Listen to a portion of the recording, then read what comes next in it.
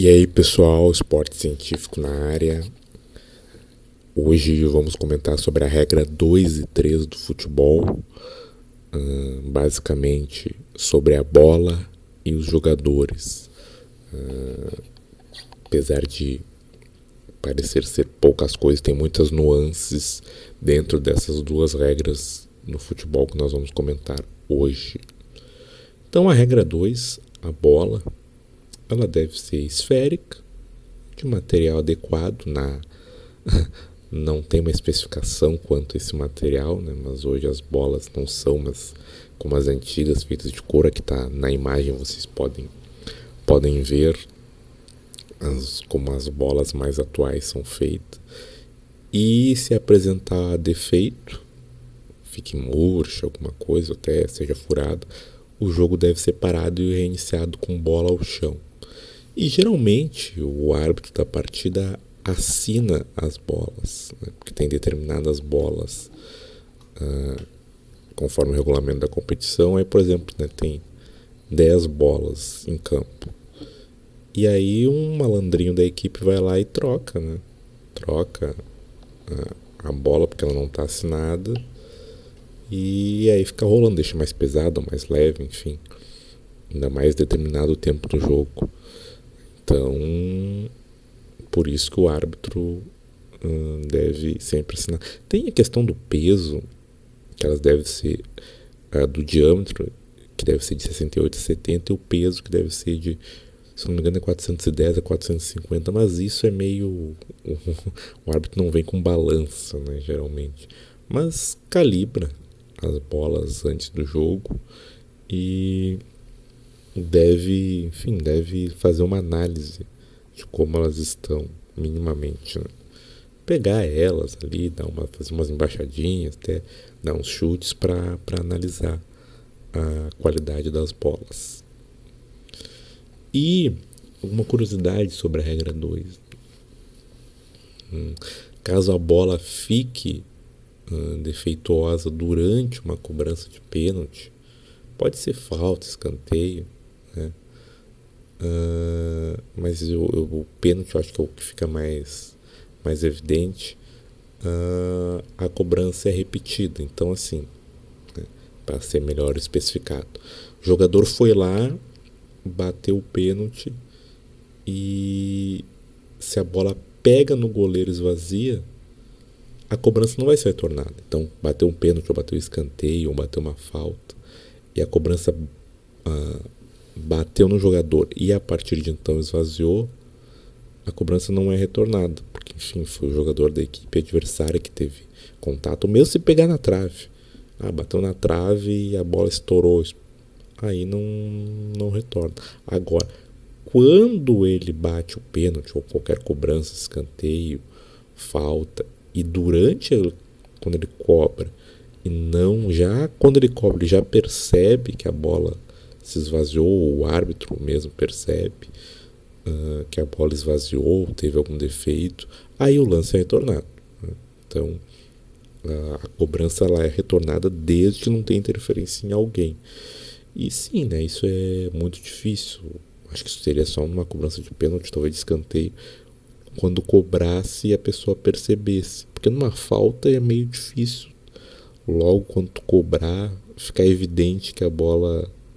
Se for algo muito assintoso, né, para uma bola furar assim e ser vista numa cobrança de falta que ela furou, né? Mas trago essa curiosidade da regra 2. E a regra 3 fala sobre os jogadores. Máximo de 11 jogadores, imagino que isso aqui todos devem saber. Um deles é o goleiro, que é identificado de forma diferente desses outros 10 jogadores. E o jogo não pode nem começar e nem continuar se tiver menos de 7 jogadores.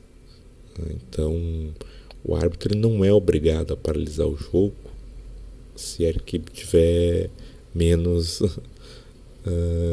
de 7 jogadores. Mas a partir do momento, e aí que tá a malandragem, né, que a bola sair, ele pode decidir não retornar. Então, basicamente, ele é obrigado a não não retornar, porque enfim, qualquer equipe que tiver ver que a outra estiver com menos de 7 jogadores vai tocar a bola para lateral e aí o jogo não vai mais retornar. E eu cito o caso da Batalha dos Aflitos, né? Que o Grêmio estava com 7 jogadores e enfim, caso acontecesse qualquer coisinha ali mais, o jogo seria reiniciar, seria acabar, seria finalizado dando a vitória ao Náutico. E se o jogador, por exemplo, que pode acontecer, for expulso antes da partida, esse jogador que seria um dos titulares, a equipe tem direito de começar com 11.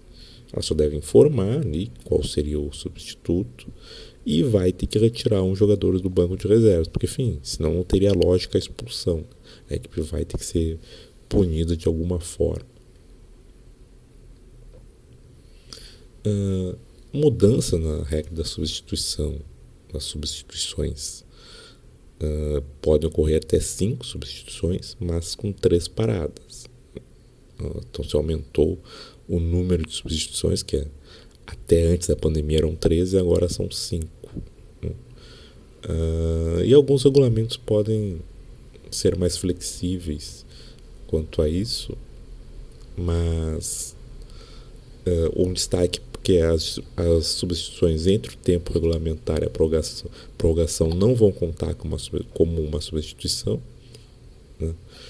E agora são de 3 a 15 jogadores no banco disponíveis para substituição. Então, geralmente se pensa em mais, né? Mas pensando aqui em lógica de futebol amador, pode só ter 3 jogadores no banco, a equipe, mas menos que 3 não pode ter. Em jogo de seleção, no máximo 6 substitutos. E agora, em caso de confusão mental, desorientação, caso o jogador teve ali, bateu a cabeça, coisa assim, isso não conta mais como uma substituição. Importante lembrar isso. E uma coisa que eu não sabia, revendo a regra aqui, é que, por exemplo, futebol amador, juvenil ou de veteranos, caso a federação aprove, aí teria que ver o regulamento das federações, o jogador pode voltar, quase não, né? É como no futsal.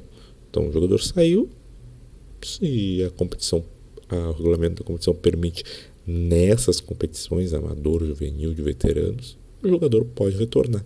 Eu imagino que não, eu teria que ver mais em loco isso, mas interessante, na regra da FIFA, da IFAB, tem essa ponderação. E qualquer jogador pode trocar de lugar com o goleiro, mesmo no futebol profissional, enfim, né? Nós já vimos algumas cenas disso, mas desde que seja avisado. Caso não seja avisado, o juiz perceba essa troca, enfim, trocou, ninguém avisou. Ambos, tanto o goleiro e esse jogador que trocou, vão tomar cartão amarelo. Os nomes dos substitutos, seja no tempo regulamentar ou durante prorrogação, intervalo, devem ser comunicados ao árbitro. E o jogador deve sair sempre pelas linhas limítrofes do campo. Não precisa sair exatamente pelo meio de campo, né? Que é o tradicional, enfim. Às vezes o jogador quer matar tempo, já manda ele sair, já pode mandar ele sair por qualquer linha. Antigamente tinha que o jogador tinha que cruzar, e é o tradicional, né? Como está na foto aqui da saída do Messi, sair pelo meio de campo. Mas caso o jogador está ali na ponta da área, está se fazendo, não, já sai por ali. O árbitro pode falar, já sai por ali e o outro entra em campo. E ele deve se dirigir tanto para a área técnica ou para o vestiário, né? O jogador não precisa ficar no banco de reservas. Tem casos de muitos jogadores irritados com substituições. O Ronaldo, eu lembro do Real Madrid, uma vez que ele foi substituto, que foi pego ele chutando tudo depois de uma substituição. Ele pode sair direto para o vestiário.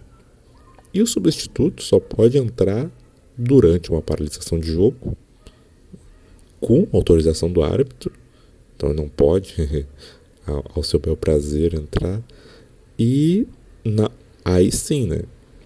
Com o jogador saindo, o substituto, o jogador que está saindo, ele pode sair para qualquer área limítrofe. pode sair na beira do campo, do outro lado, apesar de ser o padrão pelo meio de campo. Mas o jogador só pode entrar pelo meio de campo. Então, um importante destaque para essa regra.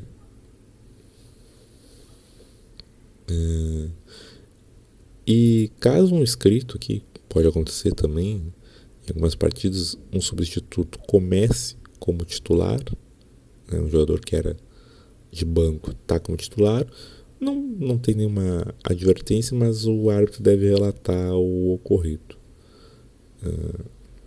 E quando acontece uma substituição antes, no intervalo de jogo, ou após acabar o jogo e a prorrogação, ela é feita já antes da partida, não é durante a partida. Então, substitui no intervalo do primeiro para o segundo tempo.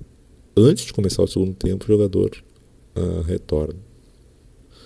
E caso o jogador retorne em campo, ou seja, aí não é tanto a substituição, mas saiu por uma questão médica, assim, e entra em campo sem autorização do árbitro e não interfira, claro, né, ele vai ser advertido. Ser advertido verbalmente, e aí não tem nada sobre cartões aqui, mas eu imagino que alguns árbitros, inclusive, podem designar esse cartão, mas na regra não tem nada sobre cartões.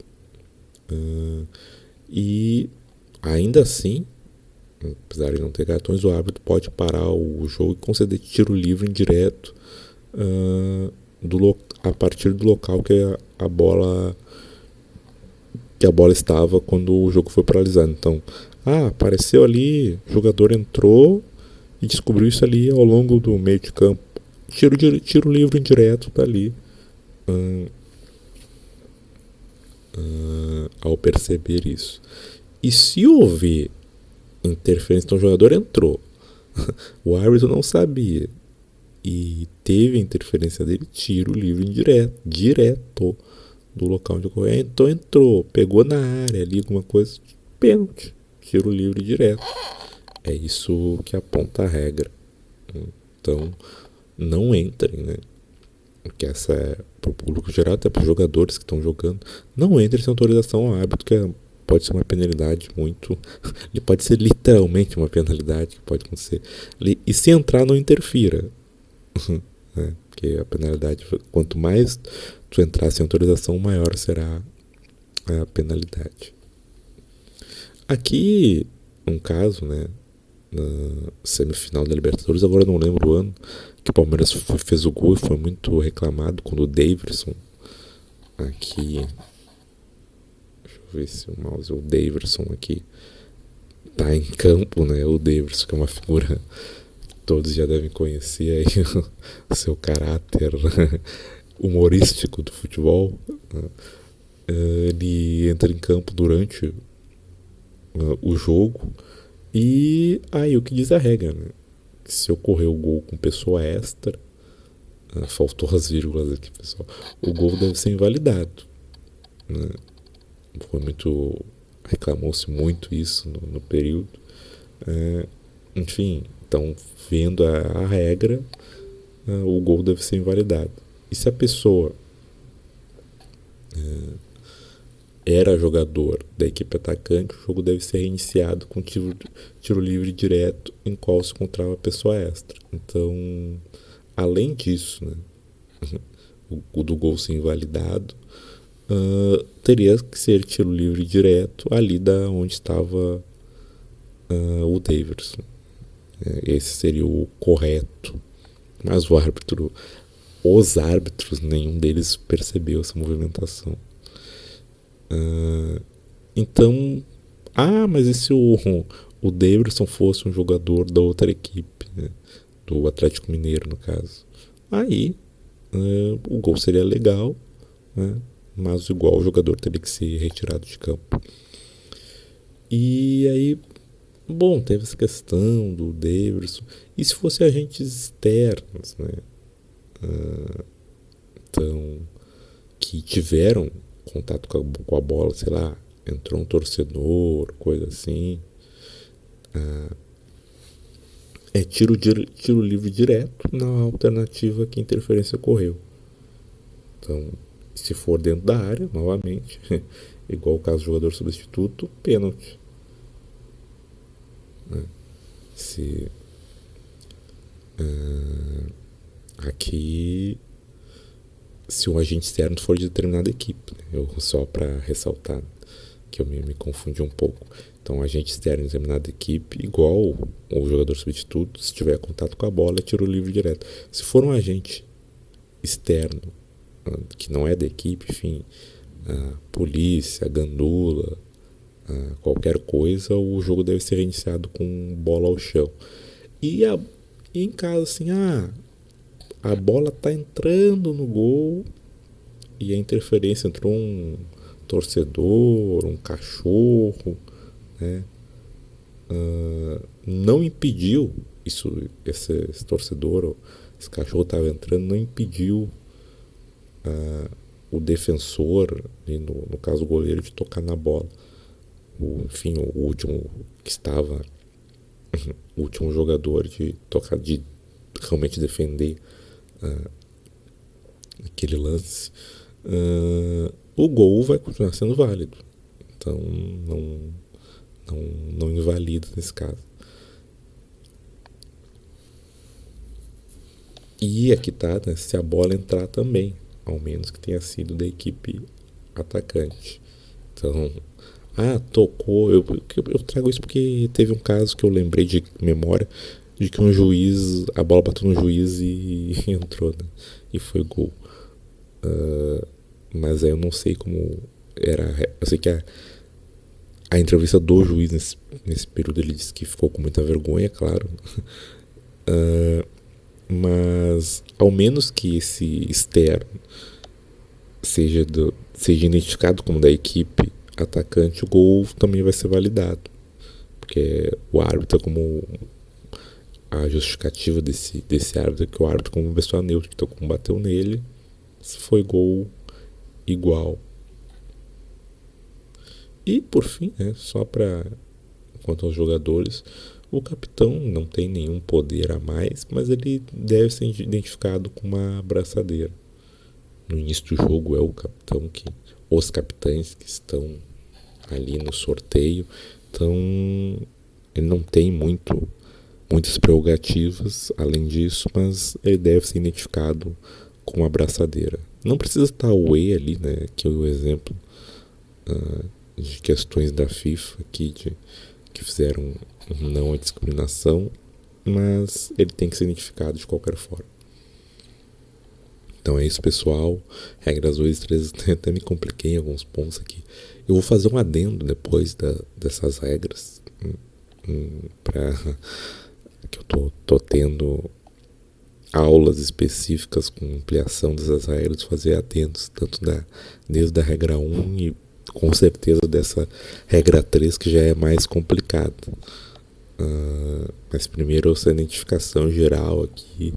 Caso vocês tenham comentários, dúvidas em questão, o canal ainda tá recém se firmando, né?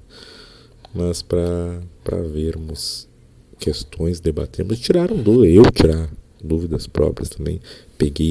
Tô pegando essas regras da IFAB e colocando aqui para apresentar e também como objeto de estudo próprio. É isso, pessoal. Até a próxima e vamos continuar com essas regras aí de futebol.